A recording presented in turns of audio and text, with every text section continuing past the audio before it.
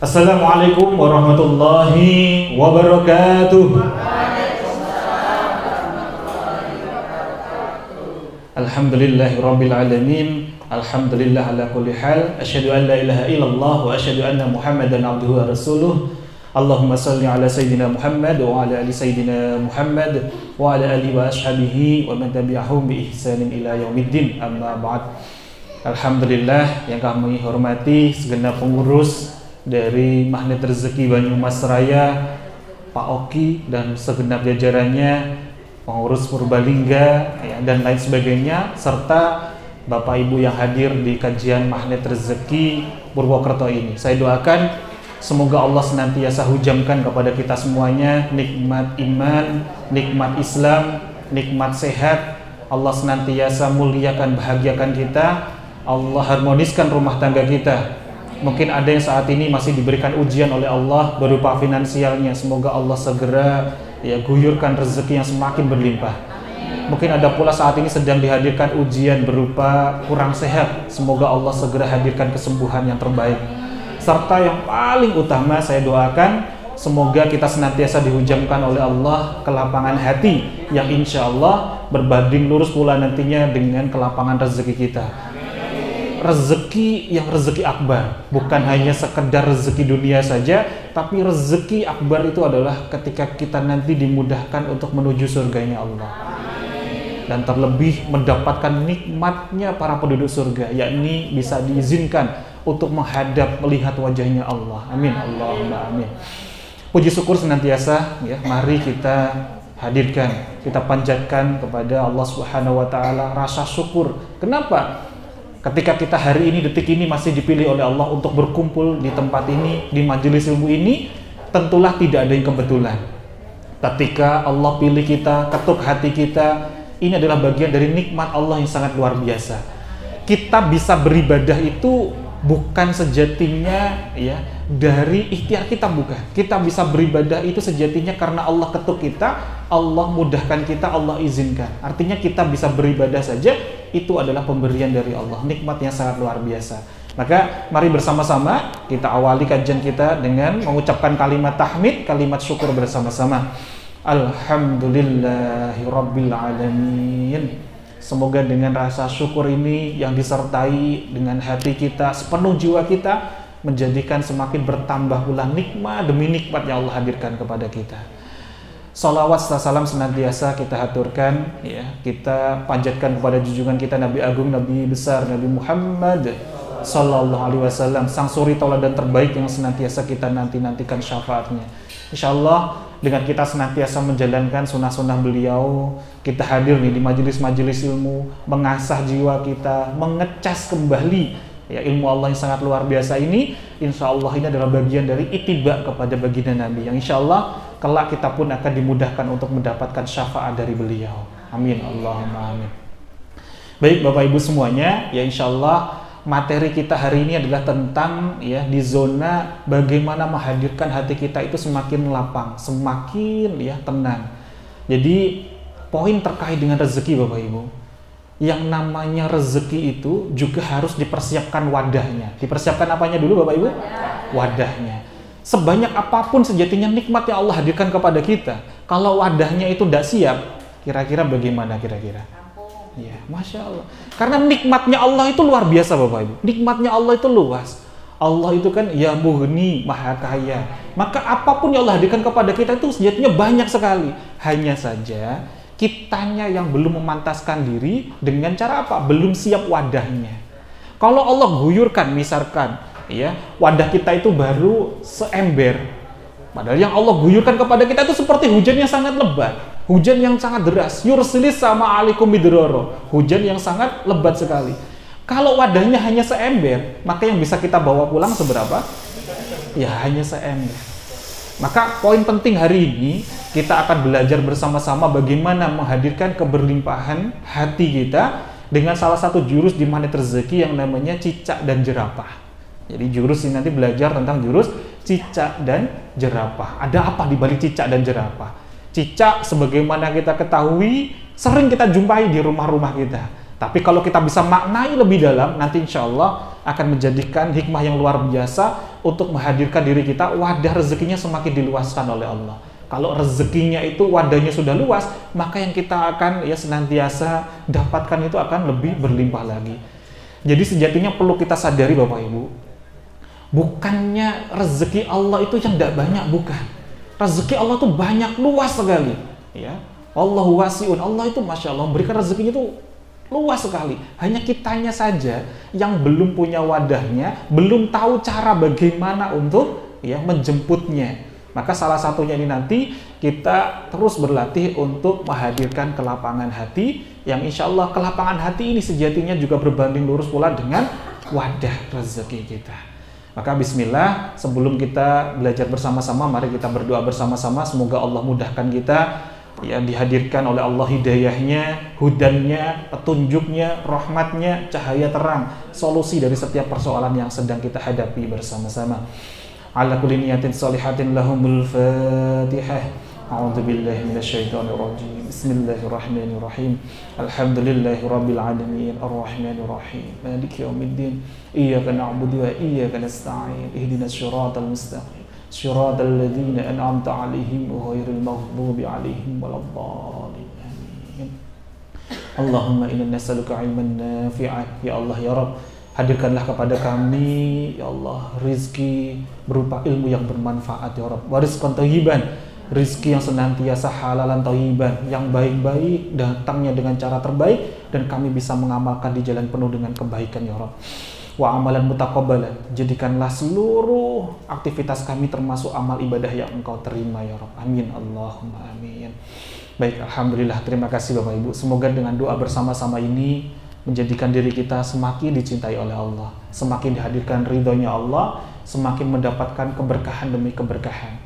Karena sejatinya banyak orang di luar sana ya bekerja keras, workaholic, kerja, tapi kalau ternyata kerja kerasnya itu tidak berbanding lurus pula dengan keridhoannya Allah, maka hanya sekedar dapatkan penat, letih saja.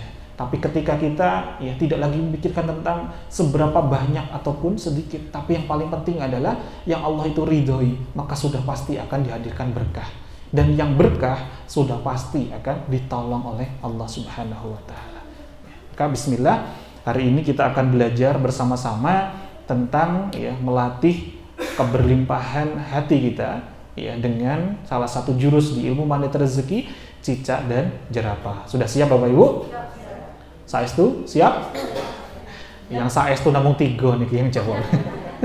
Niki saking sudah siapnya atau saking luar biasanya? Karena kajian di jam segini itu luar biasa tantangannya. Jadi sudah mulai terlihat, bahkan bukan hanya yang di belakang Bapak Ibu, yang di depan saja sudah mulai kelihatan. Masya Allah.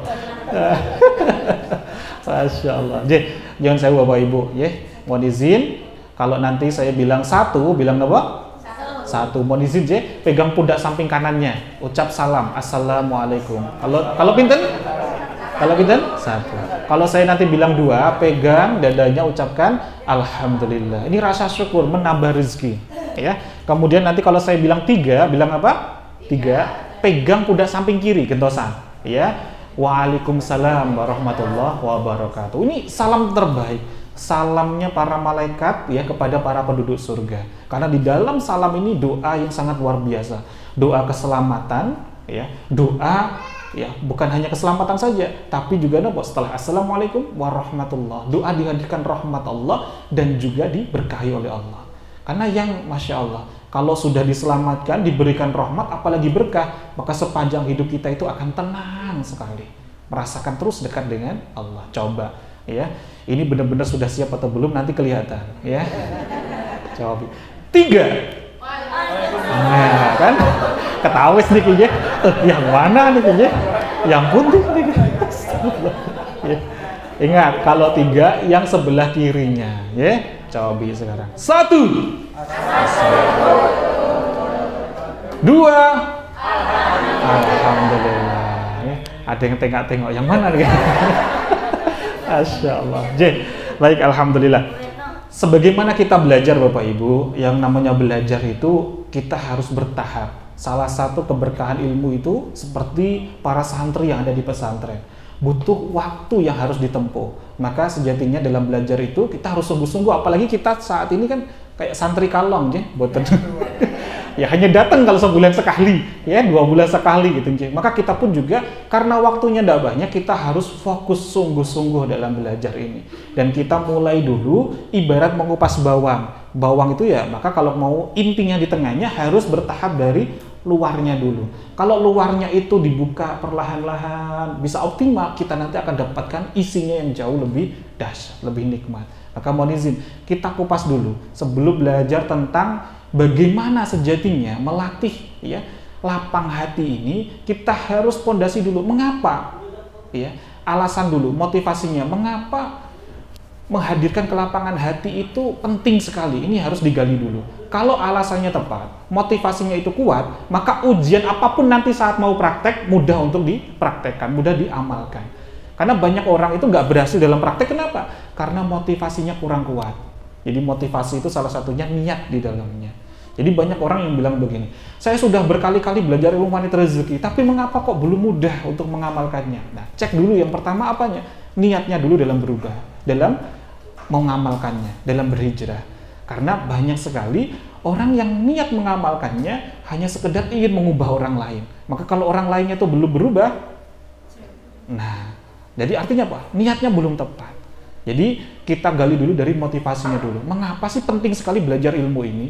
Ya, maka kita gali bertahap perlahan-lahan. Mungkin ada saat ini Bapak Ibu yang masih sekali ya mengalami berbagai ujian yang sangat luar biasa. Karena ujian itu sejatinya nggak jauh-jauh dari ini Bapak Ibu. Yang pertama, ujian tentang finansial. Ini banyak sekali. Yang ini bahkan kalau ada di Jogja, ya di bagian Gunung Kidul itu sampai ini imbasnya ke ranah keimanan. Hanya karena faktor finansial, ya itu sampai pindah agama itu ada banyak sekali. Ya, terbukti dengan apa?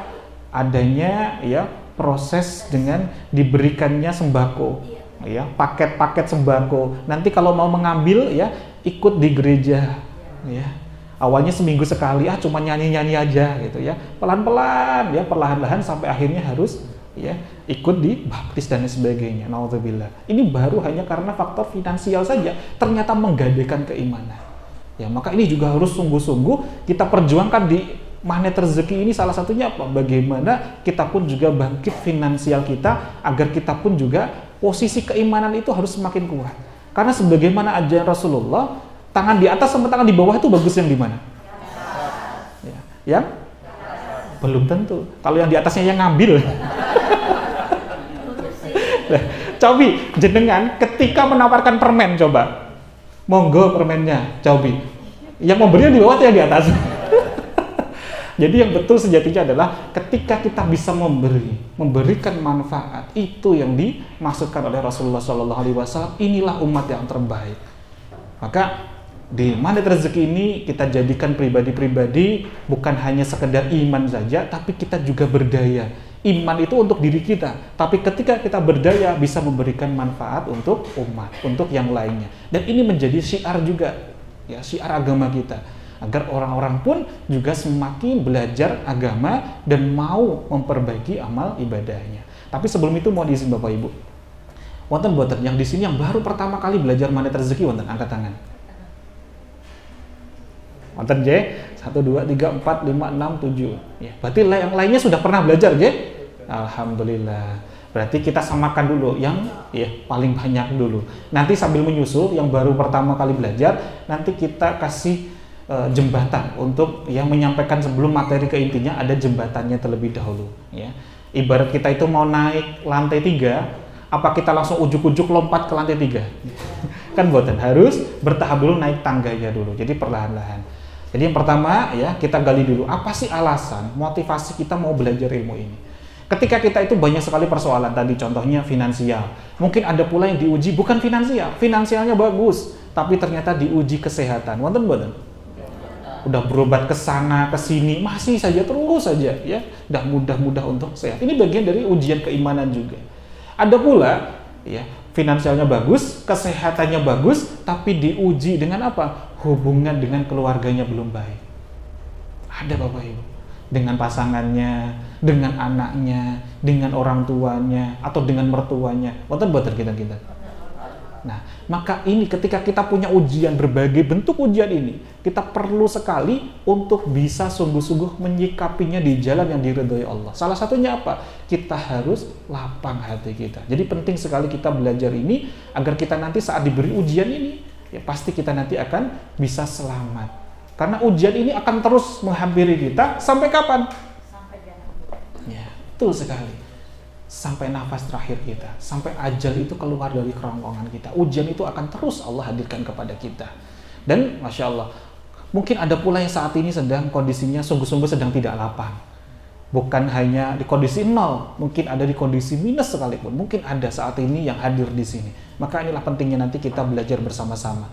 Ada mungkin belum stabil dari berbagai hal, ya, terkait dengan ya bisnisnya dan lain sebagainya. Maka ilmu ini nanti insya Allah akan menjadikan bekal kita menjadi pribadi-pribadi, hamba-hamba yang senantiasa dilapangkan hatinya oleh Allah Subhanahu wa Ta'ala. Karena salah satu rahasia kita bisa bangkit dari semua ini adalah kita ya berlatih dan terus berlatih. Kita amalkan ya tanpa harus menunggu sempurna terlebih dahulu. Maka ilmu ini nanti silahkan nanti yang paling utama bukan hanya sekedar diterima, dicatat, tapi dipraktekkan. Ya, setuju ya? Coba. 1. Dua. Alhamdulillah. Nah, baik. Ilmu cicak dan jerapah ini Bapak Ibu, ini sejatinya adalah dosis penguat untuk menghadirkan kelapangan hati kita, ya. Kebelimpahan hati ini sejatinya ini jurus lanjutan dari Paradox of Candy. Ini jurus lanjutan dari jendela buram. Ya, masih ingat Paradox of Candy mungkin yang sudah pernah belajar atau yang baru belajar. Ini nanti akan saya prolog ya sekilas tentang apa itu Paradox of Candy. Bagaimana ketika kita itu menyikapi suatu musibah itu dirubah menjadi anugerah. Sedahsyat apapun musibah yang Allah hadirkan, kalau namanya itu pemberian dari Allah, maka sejatinya itu adalah nikmat. Ya, kenapa? Kalau dalam Quran surah An-Nisa ayat 40 itu disebutkan, Allah berfirman bahwasanya ya tidaklah Allah itu menzalimi hambanya walaupun seberat biji zarrah sekalipun. Artinya biji zarrah itu sangat halus sekali. Allah tuh gak mungkin menzalimi hambanya. Maka kalau seakan-akan hidup kita ini, ya Allah kok gak mudah sekali.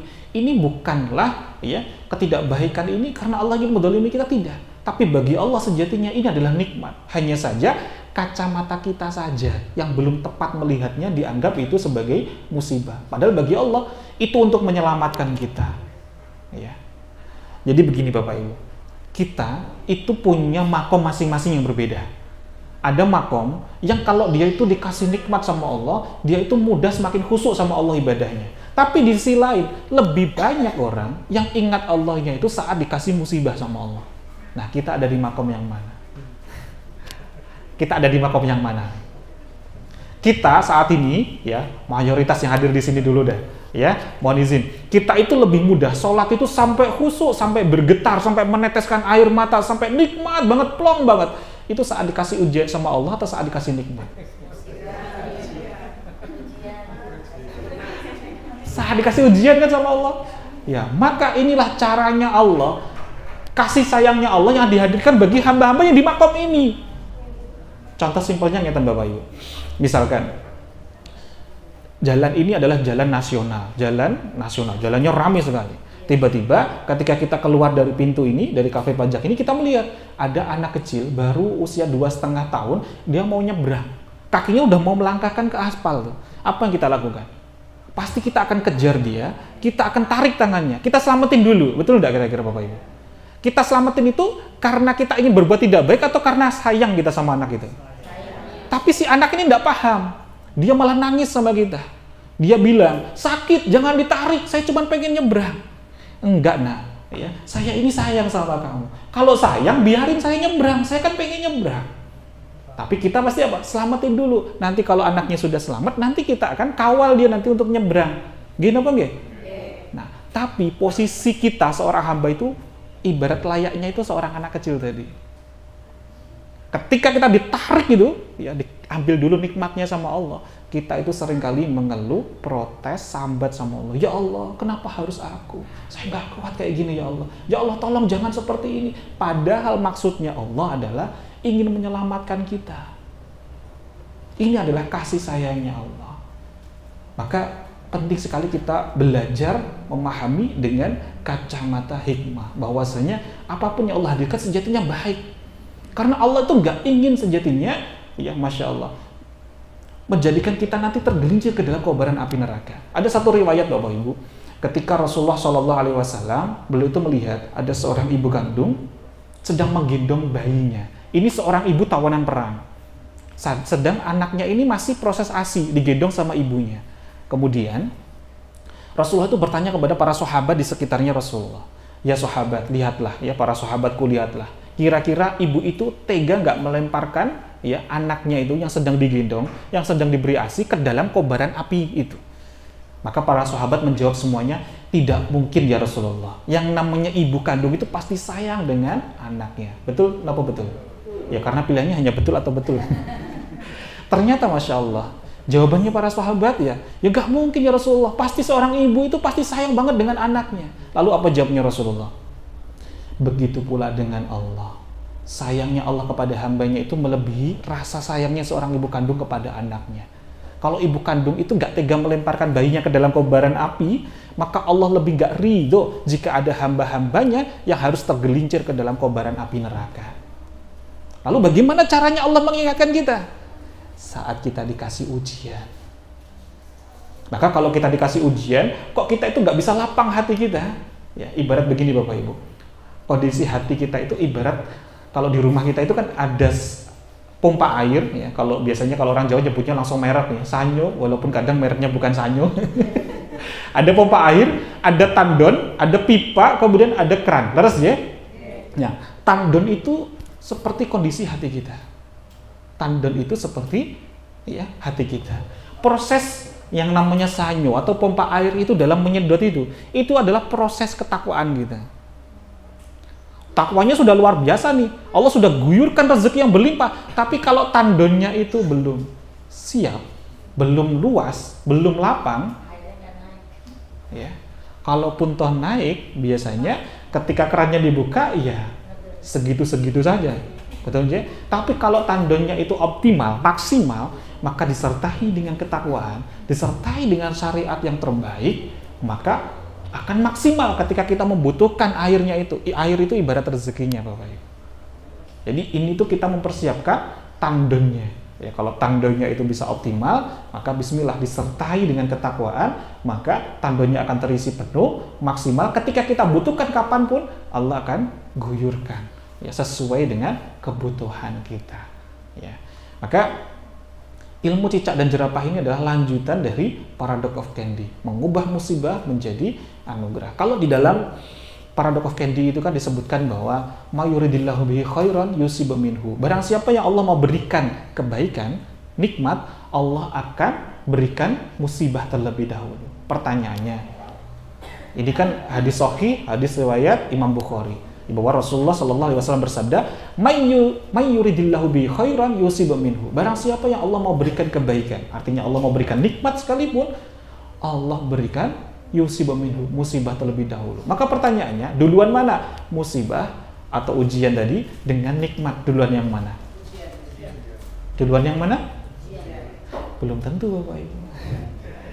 Coba kita cek di Al-Qur'annya, ya.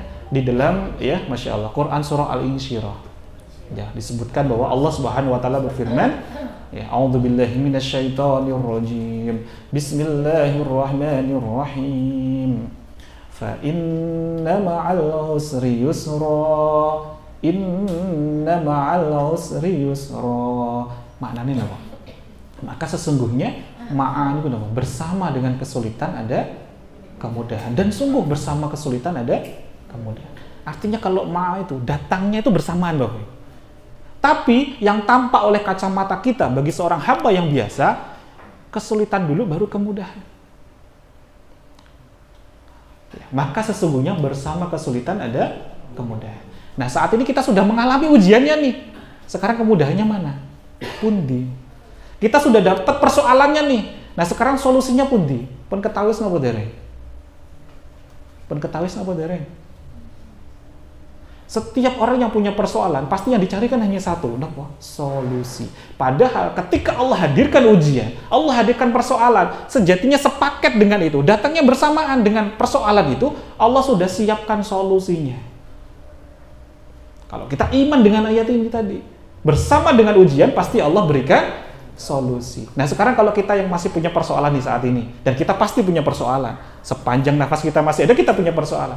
Solusinya pun panggil apa dere? Solusinya pun ketemu apa dereng sekarang? Kok bedroom apa nih kayaknya?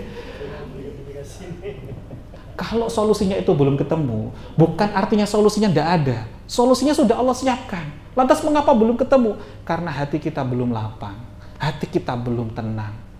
Maka solusi itu belum mudah untuk datang, karena kita belum tampak untuk melihatnya. Jadi ibarat ya, ini juga pondasinya jurus cicak dan jerapah itu jurus jendela buram. Jadi solusi itu seakan nggak tampak. Kenapa? Karena masih kita menutup jendela solusi. Jendela solusi itu hati kita dipenuhi dengan kemerungsung, deg-degan, panik, ya, rasa-rasa was-was nih adalah ya tanda tidak lapangnya hati. Disitulah yang menutupi solusi kita. Contoh, ketika Bapak Ibu mau berangkat kerja, mau berangkat nganterin anak sekolah, waktunya sudah mepet banget, kunci mobil, kunci motornya tidak ketemu. Ini kita bisa langsung diuji nih sama Allah. Nah, ketika keadaan itu, kira-kira bagaimana kondisi hati kita? Bisa tenang nggak kira-kira? Atau semakin ya jalan terus kanan kiri gitu ya? Bagaimana kondisi hati kita saat itu?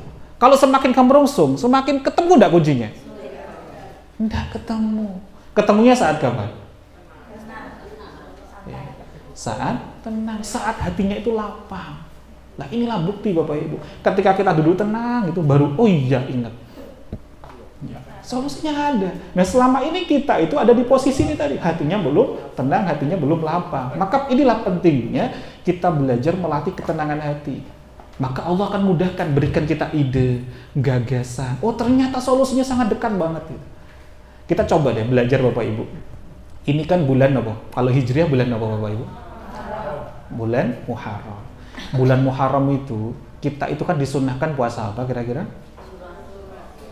Ya, puasa Asyura, ya kalau orang Jawa puasa Suro gitu ya. Puasa Asyura. Asyura itu diambil dari kata 10. Jadi 10 Muharram. Ada apa sejatinya di balik ya 10 Muharram? Sejatinya ada peristiwa agung, peristiwa luar biasa. Itu dimulai ketika Rasulullah SAW hijrah ke Madinah. Makanya kan kalender hijrah itu dimulai dari Rasulullah hijrah kan. Ketika Rasulullah hijrah ke Madinah, Rasulullah itu kan nggak langsung sehari sampai. Beliau kan transit dulu, ya, berlindung dulu, cari yang aman dulu, gitu ya. Ketika Rasulullah itu sampai tiba di Madinah, Rasulullah itu melihat segolongan kaum Yahudi itu sedang berpuasa. Kemudian Rasulullah bertanya, ini amalan apa ini? Amal ibadah apa ini? Kemudian orang-orang Yahudi menjawab, sesungguhnya pada hari inilah, ya, kami ini bersyukur atas karunia Allah bahwa Allah menyelamatkan kami Bani Israel ya di beberapa tahun yang lalu, yakni Allah selamatkan kaumnya Nabi Musa alaihissalam. Jadi proses ketika peristiwa Nabi Musa alaihissalam itu dikejar-kejar tentara Fir'aun, tidak ketemu solusi di depan Laut Merah, di belakang sudah dihunuskan pedang parang oleh para pasukannya Fir'aun. Itu tepat ternyata tanggal 10 bulan Muharram. Maka jawabnya Rasulullah, jika itu ya yang kalian lakukan, maka harusnya kami lebih berhak untuk juga berpuasa di bulan Muharram. Masya Allah. Puasa Asyura itu salah satu riwayat ya awalnya kita disunahkan untuk puasa Asyura. Nah, tapi di sisi lain ada hikmah di sini di balik kisahnya Nabi Musa alaihissalam. Ini kan juga bulan Muharram. Apa hikmahnya? Coba kita lihat Bapak Ibu peristiwanya. Ketika Nabi Musa itu menghadapi berbagai persoalan yang sangat luar biasa. Nabi Musa itu secara fisiknya memang kuat. Bahkan masa mudanya saja ketika beliau menjumpai ada seorang laki-laki yang beliau itu dari golongan Bani Israel, yang satunya lagi sedang berkelahi dengan dari kaumnya Fir'aun. Ketika dari Bani Israel ini minta pertolongan kepada Nabi Musa alaihissalam masih muda, beliau bantu. Bantunya bagaimana? Sekali pukul ya pasukannya Fir'aun ini langsung sekali pukul langsung langsung KO ya. Sekali pukul loh, bagaimana kira-kira energinya? Dahsyat kan? Kalau ikut MMA gitu ya, langsung gitu ya. Ya, langsung beliau jadi juara luar biasa. Tapi sehebat-hebatnya Nabi Musa alaihissalam, fisiknya kuat sekalipun, ketika diperintahkan oleh Allah untuk berdakwah kepada Fir'aun, itu masih muncul rasa deg-degan. Makanya beliau masih bertanya kepada Allah, ya Allah, seandainya kau izinkan saya nanti dibantu oleh saudara saya yang bernama Nabi Harun alaihissalam. Bahkan ketika sudah diperintahkan untuk berdua saja untuk berangkat, Nabi Musa masih bertanya lagi. Sampai Allah itu kuatkan beliau, ya, untuk apa? Nanti aku akan menyertaimu. Dan beliau ya berdoa sebagaimana dalam Al-Qur'an untuk diapakan ini? Hatinya dilapangkan. Beliau berdoa, Rabbis rahli sadri wa yassirli amri wahlul 'uqdatam min lisani yafqahu qawli. Kita juga belajar nih tentang ilmu kelapangan hati ini dari Nabi Musa alaihissalam. Ketika beliau sudah mantep nih berangkatnya, ketika diuji peristiwa tadi, Masya Allah, keajaiban hadir Bapak Ibu. Coba kita lihat lagi ya kisahnya. Ketika beliau itu selesai ya melawan para penyihir tentang tongkat yang dilemparkan itu, beliau kemudian menyelamatkan kaum Bani Israel yang ditahan oleh kaum Fir'aun. Kemudian dibawa lari Bapak Ibu. Ketika dikejar-kejar oleh tentara Fir'aun ya, dan lain-lain sebagainya, beliau menyelamatkan diri, ternyata tidak ada lagi solusi. Di depan sudah lautan, di belakang tentara Fir'aun, solusi tidak ketemu. Terlihat nggak di situ solusinya? Apakah saat itu Nabi Musa sudah tahu solusinya itu ada di tangannya? Belum tahu. Sama dengan kita saat ini. Kalau dikasih ujian, seakan-akan nggak ada solusi lagi. Mau maju nggak bisa, mundur nggak bisa, kanan kiri kok nggak kelihatan tampak solusi, sama sejatinya. Tapi ketika beliau menyadari bahwasanya apa? Ketika beliau senantiasa menjalankan perintahnya Allah, sudah pasti Allah akan membersamainya. Sudah pasti Allah akan menyelamatkannya. Jadi ketika dia fokusnya apa? Menjalankan perintahnya Allah. Sekarang saya nanya, kita ini diperintahkan Allah, sudah tahu atau belum untuk apa? Sudah tahu kan? Sudah tahu kan kita perintahnya Allah apa? Nah, sudah tahu kan ya? Sudah tahu kan? Sudahkah kita menjalankannya? Kalaupun tak kita menjalankannya, sudahkah kita sungguh-sungguh ya menyertai dengan niat yang betul? Karena disinilah sejatinya puncak tawakalnya seorang Nabi Musa alaihissalam. Makanya beliau beriman dengan firman Allah ini. "Wa may yatawakkal 'alallahi fa huwa hasbuh." Barang siapa yang berserah kepada Allah, ketika sudah bertakwa, kemudian berserah kepada Allah, maka Allah akan mencukupi segala kebutuhannya. Makanya beliau itu ya kemudian diperintah oleh Allah. Apa perintahnya? Melalui malaikat Jibril. Pukulkan tongkat yang ada di tangan kananmu. Nah, sebelumnya apakah Nabi Musa tahu tadi tongkatnya itu bisa membelah lautan? Belum tahu. Itu tongkat biasa yang biasanya digunakan Nabi Musa untuk mengembala kambing. Ternyata solusinya dekat atau gitu. Solusinya di mana? Apakah perlu dicari kanan, kiri, depan, belakang? Tidak. Ketika kita sungguh-sungguh sudah menjalankan perintah Allah, maka bagi orang kebanyakan itu dianggap biasa sekalipun, itu akan menjadi ajaib. Selama kita sertai dengan menjalankan perintahnya Allah. Maka coba kita lihat hatinya Nabi Musa saat itu. Dari belakang sudah teriakannya, pasukannya Fir'aun sudah kelihatan. Sudah terdengar teriakannya. Apakah di situ Nabi Musa terlihat dia panik, deg-degan? Terus ikut mundar-mandir kanan kiri? Kalau seperti itu, Bani Israel, ya kaumnya Nabi Musa pasti akan apa? Ikut deg-degan juga kan? Coba, seorang nabi, ya kalau nabinya saja nggak tenang, bagaimana kira-kira makmumnya? Ya. Di sini Nabi Musa itu tenang sekali Bapak Ibu, lapang hatinya. Makanya Nabi Musa alaihissalam beliau justru saat sudah tidak kelihatan solusi lagi beliau berdoa. Doanya ya Allahumma lakal hamdu wa ilaikal mustaka wa antal musta'anu wa la haula wa la quwata illa billahil aliyil azim. Perhatikan redaksi doanya dari lafaz pertamanya saja. Allahumma lakal hamdu, maknanya apa? Segala puji ya, untukmu ya. Allahumma ya Allah lakal hamdu ya. Kepadamulah segala pujian.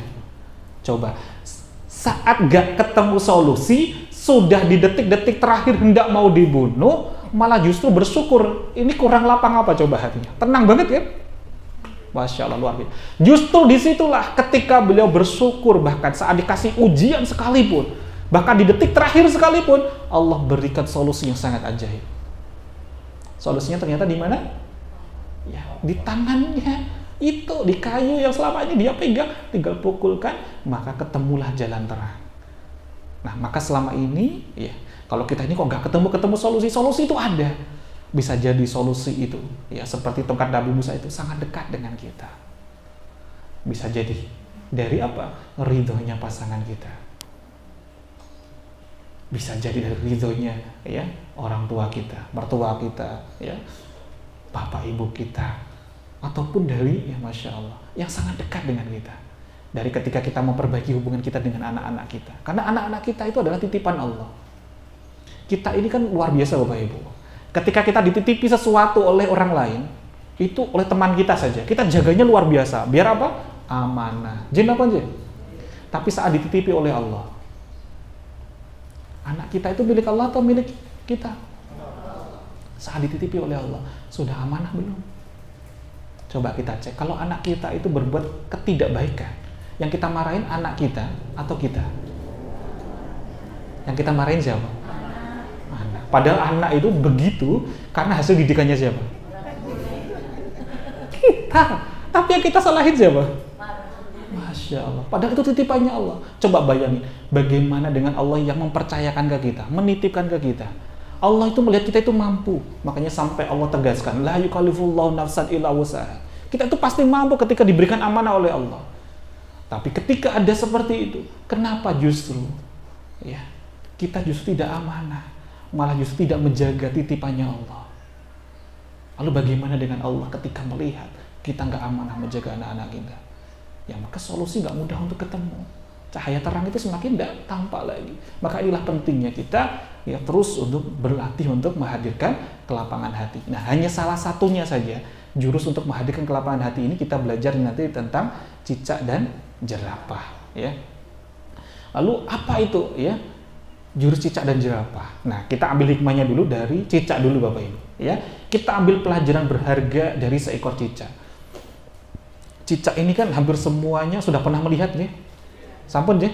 Mungkin ada di sini yang belum pernah melihat cicak. Masya Allah.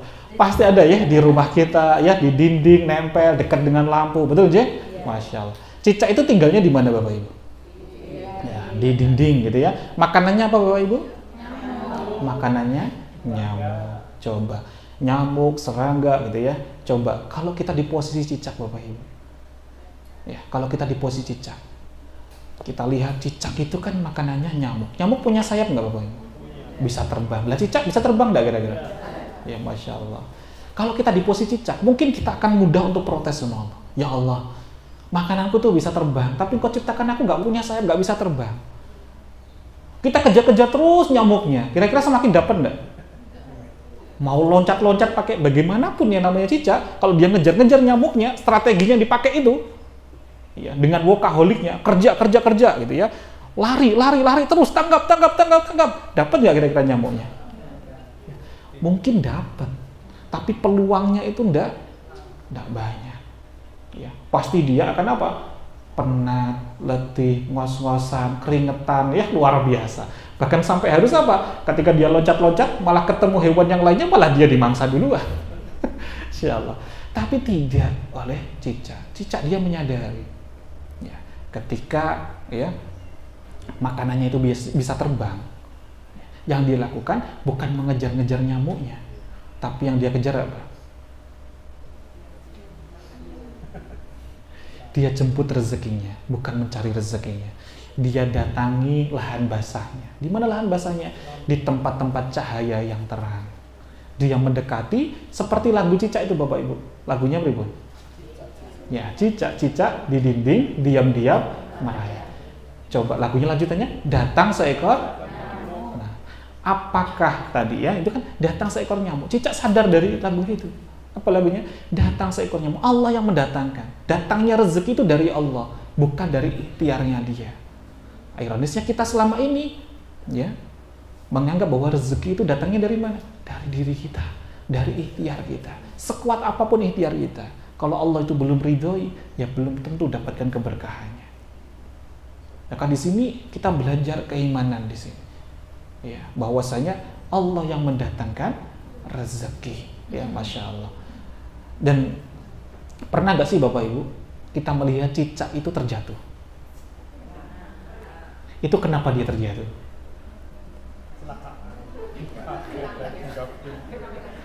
Cicak terjatuh itu sejatinya kenapa? Karena dia melihat Allah sudah datangkan rezekinya, dia itu tinggal hap. Dia menjulurkan lidahnya, mau hap gitu ya. Ternyata nggak kena. Dia terjatuh. Nah, ketika cicak itu terjatuh, padahal dia udah nungguin, itu kan luar biasa. Melatih ujian kesabaran. Betul nggak Bapak Ibu? Kemudian tinggal ikhtiar dikit saja. Ternyata masih belum kena. Apa yang dilakukan oleh cicak? Apakah dia kemudian protes? Atau dia kemudian naik lagi, bangkit lagi? Coba, protes atau naik bangkit lagi? Karena nggak ada pilihan bagi cicak. Selain apa? Dia bangun, bangkit lagi, kembali lagi ke posisi semulanya. Nah, giliran kita bagaimana? Ketika kita punya usaha luar biasa, kemudian harus dibalik sama Allah. Apakah kita mudah hati, kita lapang, kemudian kita bangkit lagi? Atau justru kita dan lain-lain sebagainya, ya, malah justru semakin tidak dekat dengan Allah. Maka ini harus kita perbaiki. Ini kita belajar dari makhluk yang tidak mulia loh Bapak Ibu. Cicak itu tidak mulia. Bahkan kita disunahkan kalau malam Jumat untuk ngapain? Sunahnya untuk ngapain? Iya kan, tidak mulia kan sejatinya cicak. Dari makhluk yang nggak mulia saja, itu Allah ciptakan, ya, pasti ada maksudnya, pasti ada hikmahnya. Dari sini saja kita bisa ngambil pelajaran luar biasa. Bagaimana cicak pun bisa senantiasa tegar hatinya. Ini baru cicak. Lalu bagaimana dengan jerapah? Bapak Ibu ngerti jerapah? Ya, yang lehernya panjang banget ya. Tapi nanti buatan Bapak Ibu melihat jerapah itu melahirkan. Proses melahirkannya jerapah itu mirip-mirip ketika kita itu melihat kelahirannya kambing. Kambing itu kalau melahirkan posisinya berdiri atau malah tidur? Berdiri. Jadi jerapah itu kalau melahirkan anaknya dia berdiri. Dan uniknya, kerennya adalah jerapah itu kalau melihat anaknya itu yang baru lahir itu tergopoh-gopoh seperti cempleng namanya gitu. Dia kan pasti ketika itu langsung latihan untuk berdiri, betul kan anaknya? Kakinya masih geter tuh. Dia latihan untuk berdiri. Tapi kalau jerapah, ketika melihat anaknya seperti itu, anak jerapah, itu ditendang. Ketika anaknya mau bangkit lagi, kelihatan kakinya masih geter, tendang lagi. Sampai kapan? Jerapah itu menendang terus anaknya. Sampai kakinya si anak itu sudah kokoh. Nah, kalau kita di posisinya anak jerapah, kira-kira apa yang kita lakukan? Lapor ke Komnas HAM ya, Komnas Perlindungan Anak ya. Ini Masya Allah, ini bener-bener ya sudah mendolimi luar biasa. Nanti ibunya ngelihat, wah ini KDRT ini. Masya Allah. Tapi apakah anak jerapah protes seperti itu? Enggak. Kenapa? Karena anak jerapah yakin, paham betul apa maksud induknya dia menendangnya. Kenapa?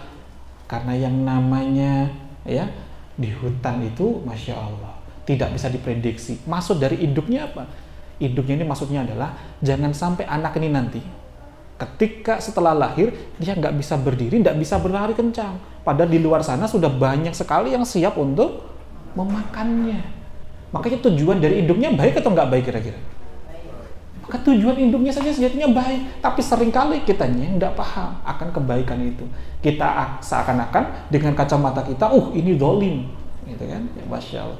Padahal bagi anak jerapah, dia terus belajar, bangkit lagi. Dia jatuh, bangkit lagi. Dia jatuh, ditendang, guling-guling, bangkit lagi. Maka Masya Allah, inilah lapangnya, ya Masya Allah, ketegaran hatinya dari seorang anak jerapah. Dan inilah rahasia kehidupan kita sejatinya. Kalaupun toh saat ini kita ada di posisi cicak yang sudah kelihatan mata nih, project mau berhasil nih, gitu ya. Tiba-tiba ternyata ada yang mendolimi kita, ada yang nggak jujur dengan kita, ada yang mengambil aset kita, gitu ya. Ini kayak cicak tadi, tinggal hap, gitu kan? Ternyata harus terjatuh. Apa yang harus kita lakukan? Apakah kemudian kita langsung angkat tangan ya, give up, gitu ya? Udah ya Allah, udah kapok saya. Apakah kemudian bangkit, ya, untuk apa? Memantaskan diri lagi? Atau di posisi jerapah tadi, ketika kita sudah mulai belajar bangkit, udah mulai bisa berdiri, alhamdulillah, tiba-tiba kita ditendang untuk harus berguling-guling lagi. Ya, Masya Allah. Kalau kita ada di situ, Yuk kita sama-sama kita belajar kepada dua makhluk Allah yang sangat luar biasa ini. Sejatinya Allah ciptakan segala sesuatu itu pasti ada manfaatnya. Salah satunya kita bisa ambil pelajaran yang sangat luar biasa. Karena niat tadi ya, niat induknya dari jerapah ini adalah baik. Dan anaknya pun menikmati prosesnya, diikuti prosesnya, karena memang prosesnya ya seperti itu. Dia ketika tendang, guling-guling harus bangkit lagi. Nah, giliran kita manusia, apakah mau menerima prosesnya atau justru mengeluh protes hambat? Padahal ya, dalam kitab Ihya Ulumuddin Imam Ghazali mengatakan, satu saja kita protes sama Allah, 1000 pintu pertolongan Allah tertutup. Coba bayangin apa ini. Satu saja kita protes sama Allah, 1000 pintu pertolongan Allah tertutup. Sudah berapa banyak kita protes sama Allah? Artinya, sudah berapa ribu pintu pertolongan Allah kita sendiri yang menutupnya. Kenapa? Kok dikatakan oleh Imam Ghazali, satu kali protes 1000 pintu pertolongan Allah tertutup? Karena kita sudah nggak beriman dengan qada qadarnya Allah. Kita nggak terima dengan takdirnya Allah. Kalau nggak beriman kepada Allah, kita jurus pertama saja sudah nggak lolos. Jurus pertama rezeki apa? Keajaiban itu ada bagi yang percaya. Itu artinya apa? Beriman. Imannya saja belum lulus, maka ya keajaibannya belum hadir-hadir. Sebagaimana dalam kitab Al-Hikam, Syekh Ibnu Athaillah As-Sakandari mengatakan, syarat hadirnya ma'unah, pertolongan Allah itu adalah kita harus beriman dan beramal soleh. Jadi syaratnya dua, iman dan amal soleh. Nah, kalau syarat yang pertama saja belum terpenuhi, datang nggak ma'unahnya? Belum. Maka ini penting sekali kita belajar untuk sungguh-sungguh menghadirkan kelapangan hati. Coba. 1. Masya Allah. 2. Alhamdulillah. Ada yang sudah mulai merem-merem gitu ya. 1 gitu langsung 2. Masya Allah. Sudah mulai kelihatan ya. Alhamdulillah. Oke. Memang energinya jam segini tuh dahsyat sekali ya. Tidak apa-apa. Inilah kita itu ya masuk ya di dalam jiwa kita. Kita hadir saja di majelis ilmu, kita dapatkan keberkahannya. Inilah pentingnya kita hadir di majelis ilmu ya, Masya Allah. Jadi begini Bapak Ibu, kalau ternyata kondisi kita saat ini sedang sama nih dengan posisinya si tadi cicak dan juga si anaknya jerapah, ya, tidak apa-apa Bapak Ibu. Kita harus sadar dulu apa yang harus kita lakukan untuk melatih kelapangan hati ini.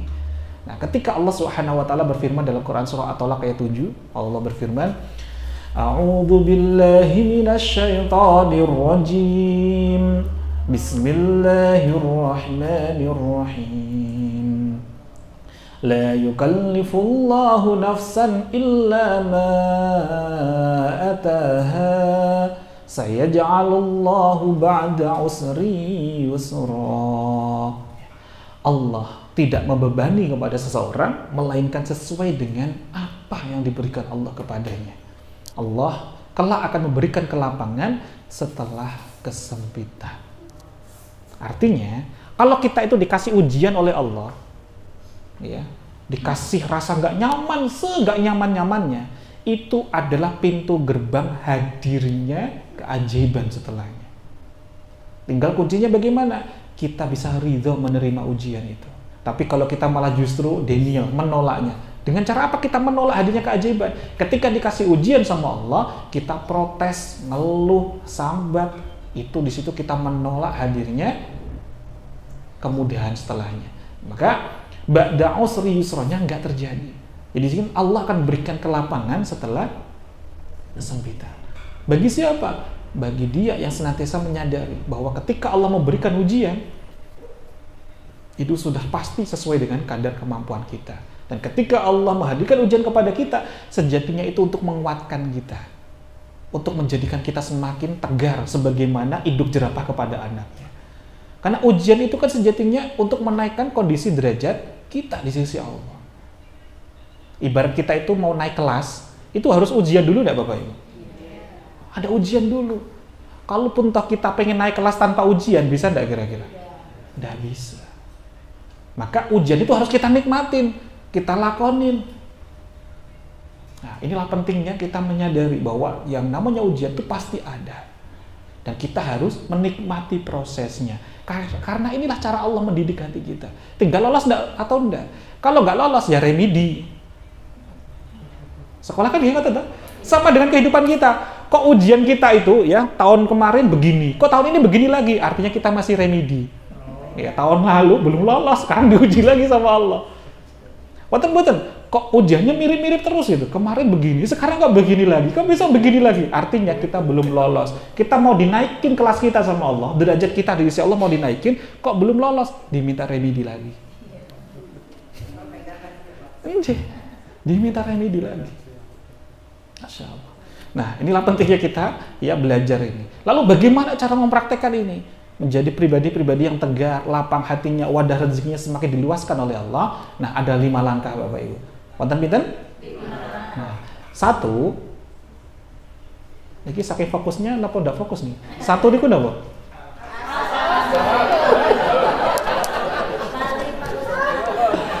Lah, kan kalau tasih ada ya, kan ada 5 langkah. Oke. Masih ingat ya? 1. Nah, kaping sepindah. Number 1 ya, Masya Allah. Kita harus menyadari dulu Bapak Ibu. Ketika kita dikasih ujian, ya sadari dulu apa penyebab kita itu terjatuh. Kira-kira apa penyebabnya Bapak Ibu? Kita harus sadari dulu. Kita cari tahu dulu. Mungkin dari kita masing-masing jawabannya akan berbeda-beda. Ya, karena saya dulu begini, karena ada si ini, karena saya dikhianatin, karena ada orang yang gak jujur sama saya, ada orang yang membawa lari aset saya, dan lain sebagainya. Mungkin jawaban kita akan beragam, tapi sejatinya semuanya nanti kalau kita sadari sungguh-sungguh dengan kacamata hikmah, itu akan mengerucut ke satu jawaban. Apa jawabannya? Ya, karena sejatinya Allah ingin mendidik hati kita. Allah ingin kita itu semakin tegar. Allah ingin kita semakin kuat. Allah ingin kita menjadi pribadi-pribadi hamba yang luar biasa, bukan hamba yang biasa-biasa saja. Karena Allah ingin kita itu ajaib. Dan proses ini sejatinya, Allah itu sedang mendetok kita. Ini makanya penting bagi para pengamal ilmu mandat rezeki. Ketika kita sudah belajar ilmu perisai rezeki, masih ingat perisai rezeki? Ya. Bahwasanya dalam hadis riwayat Ibnu Majah disebutkan sesungguhnya kerap kali seorang manusia itu terhalang dari rezekinya disebabkan oleh DOSA yang dilakukannya. Nah, besoknya akan kita bahas ya lebih dalam lagi di seminar mandat rezeki besok insyaallah. Nah, ketika kita sadar tadi bahwa ternyata yang menjadikan rezeki gak lapang kepada kita itu bukan karena Allah gak mau berikan rezeki kepada kita lagi memasang sekatnya tadi. Inilah yang menjadikan sekat ini, DOSA ini, perisai inilah menjadikan diri kita gak ajaib. Nah, ketika kita sudah praktekkan, kita dengan sholat taubat, kita dengan istighfar, gitu kan? Apakah langsung ujuk-ujuk mak beduduk celing di depan kita solusinya? Anda ingat Quran surah Al-Ankabut ayat 2. Apakah manusia itu mengira mereka tidak akan diuji setelah dia mengatakan dirinya beriman? Nah, kan diuji dulu nggak sama Allah? Ketika kita ada istighfar, ya Allah saya sudah kapok, ya Allah saya sudah tobat. Allah Maha tahu ini modus atau beneran. Ini jangan-jangan kapok sambel gitu kan. Kapok sambel kertasnya makan rujak itu kan. Saya cabenya 5. Saya udah nggak kuat lagi sudah. Gitu ya. Besok nggak mau 5 lagi. Besoknya kalau tawarin rujak minta lagi berapa lomboknya gitu ya. 5 lagi ya. Contoh nih ibu-ibu melahirkan itu dahsyat nggak Bapak? Ibu-ibu dahsyat nggak kira-kira melahirkan itu? Tapi ternyata besoknya masih lagi, hamil lagi kan. Kapok sambel. Allah itu Maha tahu. Allah tuh masa dimodusin. Ya Allah saya tak ini. Ya, mohon ampun dulu dah biar dapat langsung keajaiban. Enggak, Allah uji dulu. Sungguh-sungguh enggak kita bertaubatnya sama Allah. Inilah disebut dengan namanya detox rezeki. Detox nih, detoksifikasi. Detox itu Allah sedang bersihkan sungguh-sungguh kita dari hal-hal yang enggak baik dalam diri kita. Melalui apa? Melalui ujian. Jadi kalau kita itu kok masih diuji sama Allah, artinya Allah lagi sayang-sayangnya sama kita. Allah ingin membersihkan diri kita. Jiwa kita itu ibarat, Bapak Ibu, ya, kertas di laundry atau nih kan, yang namanya mau masuk mesin cuci, pasti bajunya itu bersih atau tidak bersih? Nah, bajunya pasti tidak bersih. Dan kalau bajunya itu tidak bersih, kalau biasa-biasa saja, maka cukup di laundry masukin mesin cuci beres. Tapi kalau nodanya itu pekat, tidak bisa sekali masuk mesin cuci langsung bersih. Gini apa enggak? Maka harus apa? Disikat. Bahkan sikatnya itu berkali-kali. Saat disikat itu mungkin nggak nikmat. Aduh ya Allah, kok begini terus ujiannya? Mungkin nggak nikmat. Tapi inilah ya salah satunya jalan agar diri kita nanti diselamatkan oleh Allah. Ketika kita sudah bersih, sudah pantas, kita nanti akan selamat menuju surganya Allah. Mudik lagi ke kampung halaman terbaik kita. Inilah caranya Allah menyelamatkan hambanya. Dengan cara diberikan apa tadi? Ujian. Maka sadari, ketika kita sedang terjatuh, ketika kita seperti cicak tadi yang harus terjatuh, inilah caranya Allah untuk membersihkan diri kita, agar diri kita nanti bisa selamat menuju surganya Allah. Maka kalau dikasih seperti ini, harusnya kita bersyukur atau justru kita sambat kita ya? Alhamdulillah, Allah masih inginkan kita untuk selamat menuju surganya Allah. Jadi kalau nanti ya Bapak Ibu setelah pulang, dari ada yang seminar, training, kok saya belum ajaib-ajaib gitu ya, kok malah justru ujian semakin bertubi-tubi. Inilah caranya Allah sejatinya untuk mengajaibkan kita melalui fase apa? Disikat dulu. Semakin dahsyat sikatnya, semakin bersih. Semakin bersih, mensucikannya. Ya, Masya Allah. Nah, baru berikutnya, setelah tadi yang keberapa? Tadi keberapa? Maka berikutnya adalah 2. Berikutnya yang kaping kali ini adalah kita harus tahu siapa sejatinya yang sedang menjatuhkan kita. Siapa sejatinya menjatuhkan kita. Saat kita punya persoalan ini, sejatinya siapa sih yang menghadirkan persoalan ini?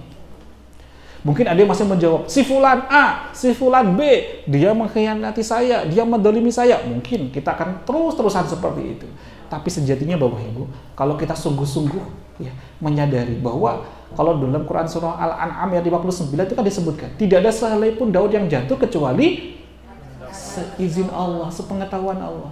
Maka hadirnya orang-orang mendolimi kita itu kebetulan atau seizin Allah? Nah, maka kalau kita protes, nggak terima dengan itu, artinya kita protes sama yang mengizinkannya. Siapa yang mengizinkannya? Yakin berani Bapak Ibu? Ya, maka kalau kita sadar betul bahwa segala bentuk ujian ini datangnya dari sisi Allah, kita akan lebih tenang Bapak Ibu sejatinya.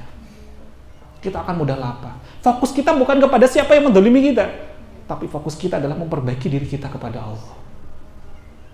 Terkait dengan si fulan yang mendolimi kita, melakukan sesuatu hal yang nggak baik sama kita, Allah itu maha adil. Pasti Allah akan memberikan keadilan dengan cara terbaiknya. Itu Allah nanti akan menghakiminya. Tapi tugas kita adalah bagaimana kita terus nantiasa ya baik di mata Allah. Kita harus memperbaiki diri. Ini penting sekali. Kalau kita sadar betul, ya, mau 277 juta penduduk Indonesia ini mau mendolimi kita, kalau Allah nggak izinkan, bisa nggak kira-kira? Nggak bisa. Tapi kenapa kok Allah itu izinkan itu mengenai kita? Pasti ada sesuatu yang Allah inginkan kepada kita. Bisa jadi dengan itu kita jadi semakin tahu diri. Mungkin dengan itu kita bisa semakin mudah untuk muhasabah diri. Ya Allah, sebelumnya saya ini salah apa ya? Kok bisa Allah kirimkan ujian lewat si fulan ini? Mungkin sebelumnya kita tanpa sadar pernah juga berbuat yang menjadikan orang lain pun terdolimi hatinya. Maka ini harus kita ya benar-benar sadari. Kalau semakin kita sadar ini yang mendatangkan adalah Allah yang mengizinkan, tidak mungkin kita akan protes. Maka hati kita pun akan mudah untuk lapang. Karena segala sesuatu itu nggak ada yang kebetulan loh, Pak. Nggak ada yang kebetulan. Karena ada adilnya Allah dalam proses datangnya kejadian itu. Nah, ini tadi yang keberapa?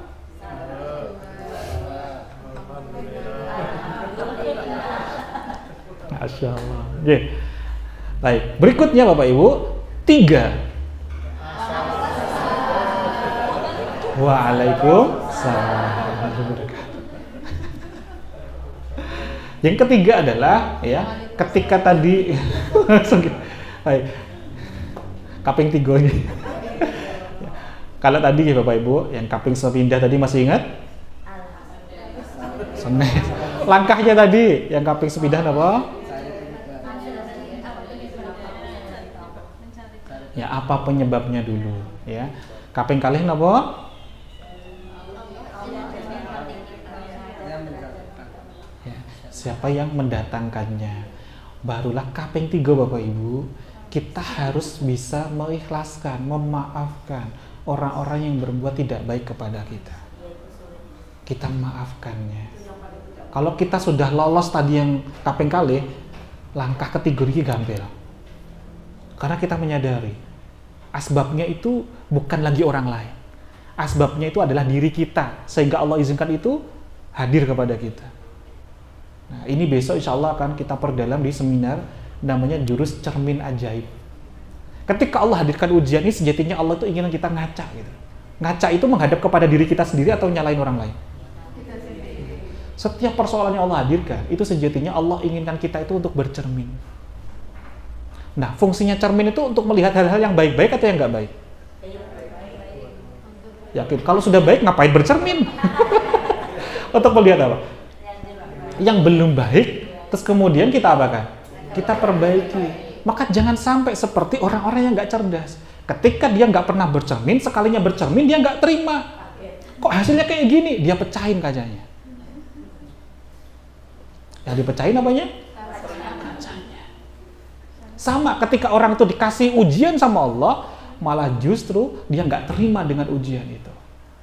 Dia maki-maki, dia ini semuanya, dilawan semuanya. Ibarat dikasih cermin, nggak mau bercermin. Dia tetap nunjuk sana, nunjuk sini, nyalahin yang lain, bahkan memecah cerminnya. Padahal ketika Allah kasih cermin ini, alhamdulillah, ini nikmat dari Allah. Kita untuk apa? Ingat lagi, untuk kita memperbaiki diri kita. Maka cara salah satunya agar kita tidak memecah cerminnya apa? Kita ridho, kita terima cermin ini ketika Allah izinkan. Kita maafkan orang-orang yang membantu hadirnya cermin itu. Karena ketika Allah masih hadirkan cermin ajaib ini, sejatinya Allah masih sayang-sayangnya dengan kita. Allah masih ingin kita untuk selamat. Coba bayangin, kalau kita berbuat gak baik, terus kemudian diuji terus sama Allah, dikasih nikmat terus. Artinya kita sedang apa? Tidak akan selamat. Inilah istidraj. Nah, kalau kita baru berbuat sedikit saja, kita juga sholat, kita juga sedekah, juga berbuat baik, kok terus saya ini dikasih ujian terus? Kok beda sama yang di luar sana? Gak pernah sholat, kok diguyur terus rezekinya?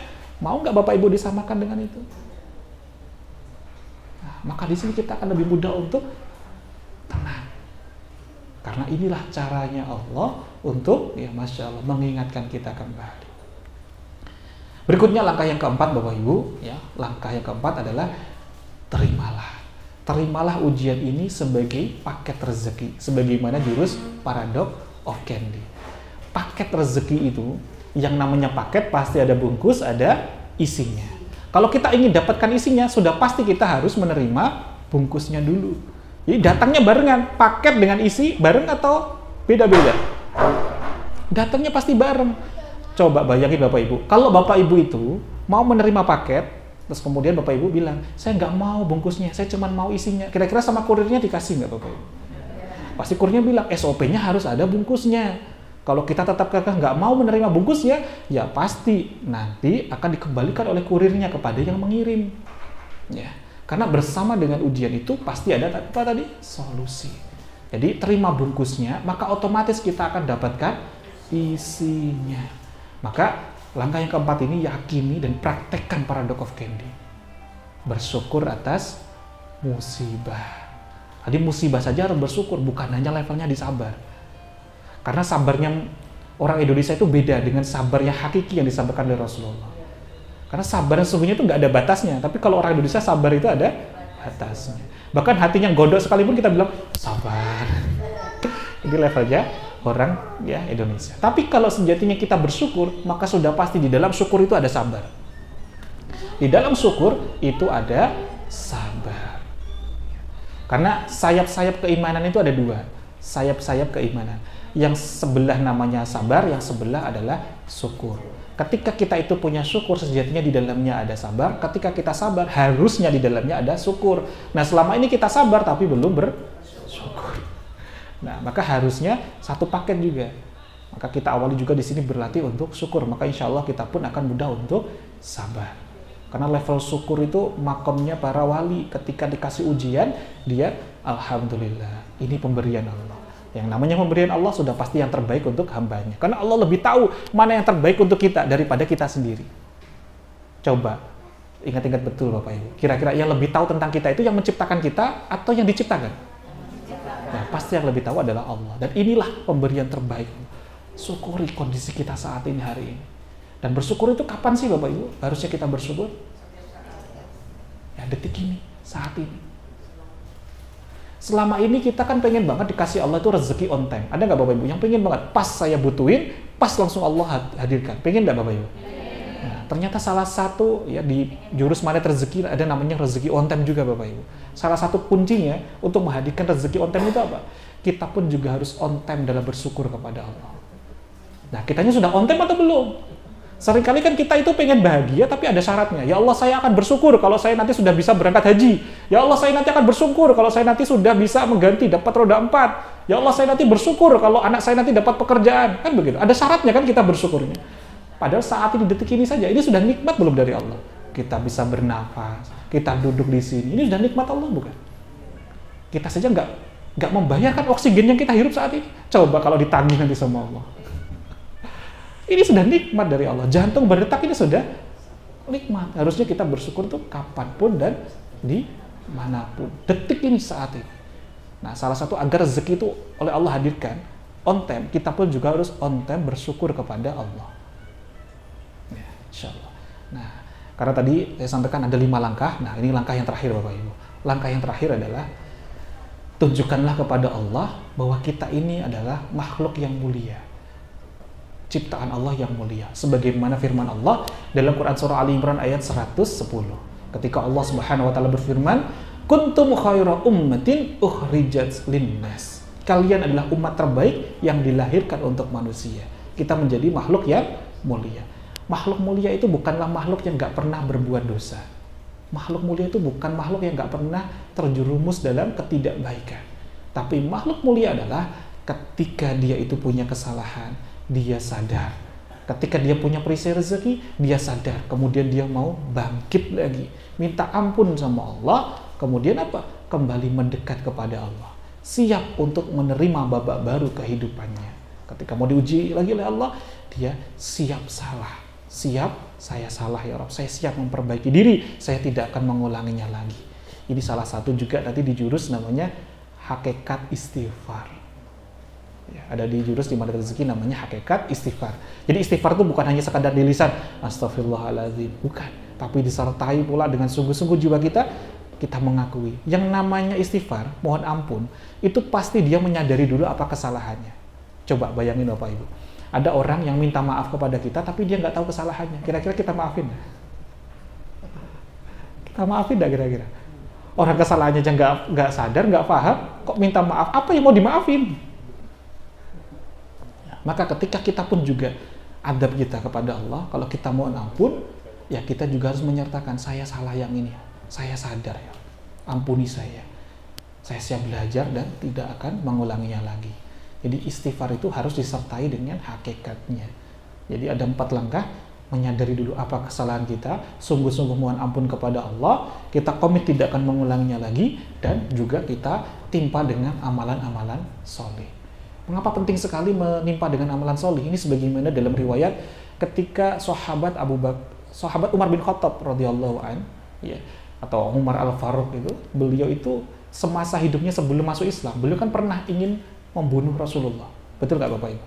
Ketika beliau sudah memeluk Islam, beliau itu tanya kepada Rasulullah, ya Rasul, dosa saya ini banyak, bahkan pernah ingin membunuhmu. Kira-kira atas dosa-dosa saya ini, bagaimana caranya saya itu agar dihadirkan ampunan oleh Allah? Kejawabnya Rasul, timpa dengan amal-amal solihmu. Ya, maka menimpa dengan amal solih ini juga menggugurkan perisai-perisai rezeki kita. Ya. Maka bismillah Bapak Ibu, dengan 5 langkah ini insya Allah kita pun akan semakin dimudahkan oleh Allah untuk menghadirkan kelapangan hati. Mengapa? Sehebat apapun persoalan hidup kita, jika kita masih terus bersimpuh dan bertuhan, artinya kita sungguh-sungguh masih menghadap kepada Allah, masih mengagungkan Allah, kita sadar bahwa kita ini bukanlah Tuhan. Kita ini masih hamba, masih butuh kepada Allah, maka disitulah letak kunci dan jawaban hingga datanglah keajaiban. Ya, barakallahu fikum. Semoga apa yang kita pelajari hari ini bisa memberikan manfaat. Selanjutnya nanti kita akan masuk di sesi diskusi tanya jawab, baru nanti kita akan sambung dengan doa bersama-sama. Maka dari 5 langkah ini, atau mungkin di luar topik ini juga boleh, jika nanti sekiranya ada yang ingin bertanya, kami persilahkan, nanti bisa dibantu Pak Tri, ya, untuk memberikan mic-nya kepada jamaah sekalian yang hadir. Kami persilahkan terlebih dahulu untuk sesi tanya jawab. Ya, tafadhol, masykuran.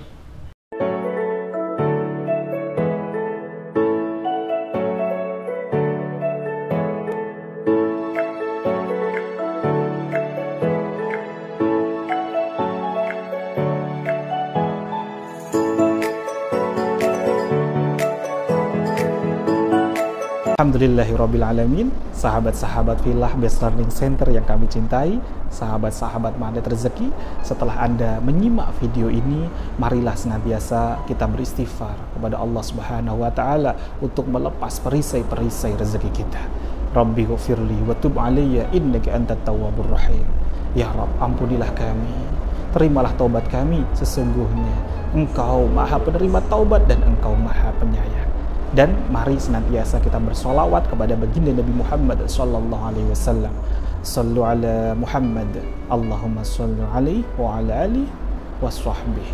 Wassalamualaikum warahmatullahi wabarakatuh.